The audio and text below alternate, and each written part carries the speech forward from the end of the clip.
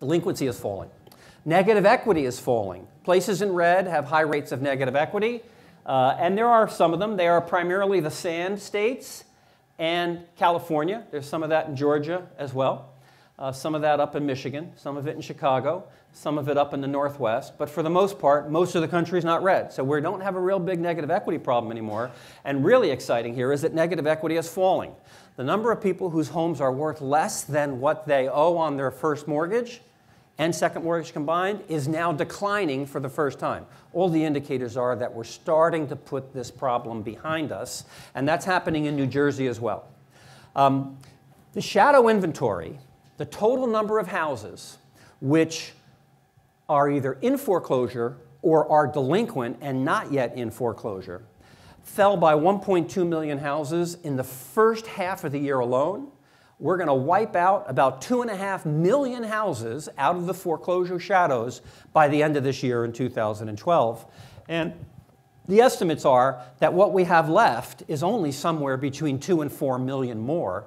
Now, simple absorption pace will tell you that if we're renting up, let's think of it that way in a commercial analysis, if we're renting up at 2 million square feet a year, and 2.5 million square feet a year, and we only have a total of somewhere between 2.5 and 4 million square feet that needs to be filled, they're going to be rented up in a year or a year and a half, maybe 2 at the most in places where it's really a deeper problem.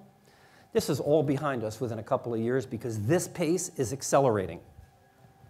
In addition to that, 35%, more than a third of those 1.2 million in the first half of the year were principal write-downs, banks voluntarily reducing what borrowers owed them. What does that mean? That means it never comes into the market as a distressed sale.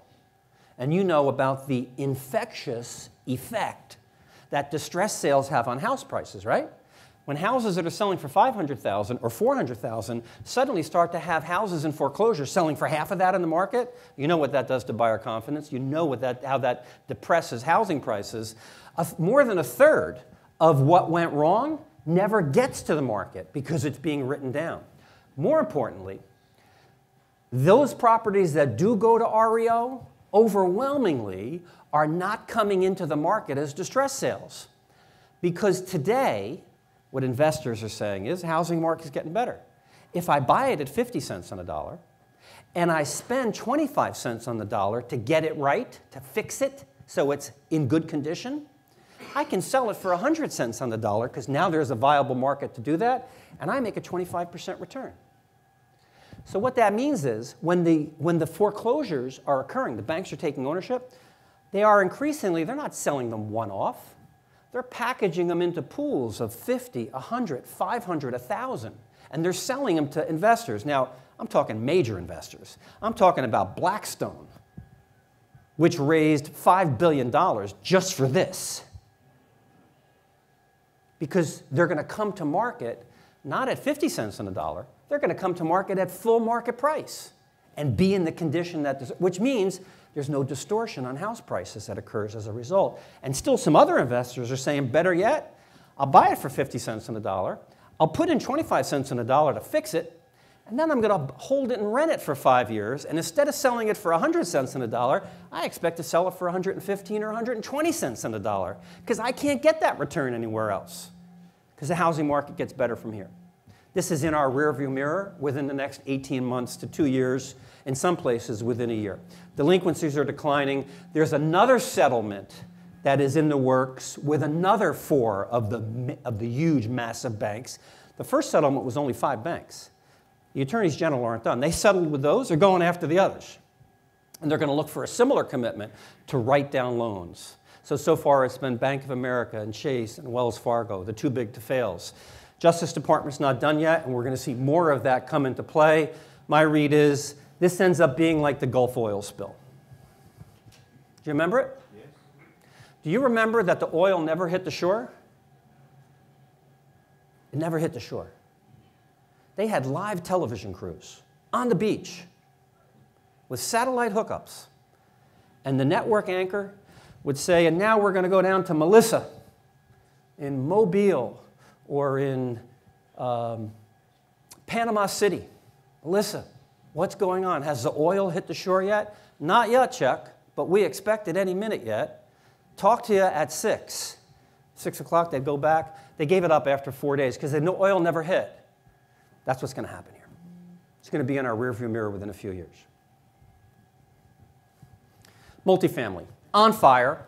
We underbuilt multifamily apartments for 4 years. There is an inverse relationship between what's happening in the purchase market and what happens in the rental market. One gets strong, the other gets weak. One gets weak, the other gets strong. The fact that people have not been buying houses for the last 5 or 6 years, or at very depressed levels, has pushed a lot of demand into the rental market. And so we are seeing rising demand for a wide range of reasons. Some of it is because not as many people have bought. Now, the difference this time around, though, is that the improvement in the housing market will not cripple the rental market as we've seen it in the past. Why? For 2 reasons.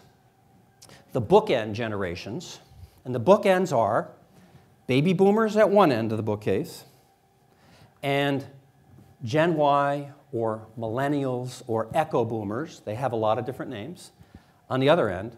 Those 2 generations are going to continue to pour into rental housing regardless of the fact that home purchase demand is going to get better going forward. So many baby boomers. 60% of baby boomers do not have enough money in their retirement plans to last as long as they will live. The strategy, increasingly, baby boomers, let's just sell it and be renters instead. Take our one-time exclusion for the $300,000 or $400,000 that we have in equity in our houses, because that's the only people that really have equity today, the boomers, because they bought long enough ago and had enough appreciation as they rolled from house to house to house. And so let's just sell it, take that money, use it to plug the hole in our retirement plan, and let's rent. Big demand trend. That will continue because baby boomers have now gone from being net purchasers, consumers, to net sellers. More baby boomers are selling than are buying. Makes sense, right? End of the road. The other piece is that those young people, those 30-year-olds, they're going to want to buy desperately in the next couple of months. They're not creditworthy. They're just not creditworthy. No one's going to give them a mortgage. Got very high levels of unsecured debt, credit card, student loans. They don't pay their bills on time, and they have no savings. And they're not going to get a mortgage. So they're going to have to get to work, get a job, repair their credit, save some money, and see their income rise before they make their move into housing. That's home ownership. That's still a few years away. You know, Generation Y, 30-year-olds, have all that categories, all that description I gave you, and they eat out, on average, 24 nights a month. I'm not criticizing them, though, because I understand it. They've watched what we've done in our lives, and they said, I'm not doing it. I'm going out tonight and having a good time. Because it doesn't look like it worked out so great for the rest of you. Working, buy a house, build equity, see it all go, lose your house. I'm not doing it. And don't forget, they were the original latchkey generation. They were the children that first started going to daycare because both parents were working and got divorced. They're not buying into any of that. They're enjoying themselves today. 5 o'clock is quitting time. Okay. Rentalship rates are rising as homeownership rates are falling. Apartment vacancy is down to about 4.5% nationally. Right here in this area, about 2%. What does 2% vacancy mean? 2% vacancy is virtual full occupancy. 2% vacancy is 1 week out of the year. 1 week is 2% of the year. 2% vacancy means as soon as somebody moves out, by the time you've reconditioned it, painted it, and got it ready for the next tenant, they're moving in. All-time record lows, and net absorption continues to be very positive. Here's some interesting numbers. These numbers are coming from Moody's. Moody's does a commercial real estate price index. My company actually does one for New Jersey on commercial property prices. This index here is national by Moody's.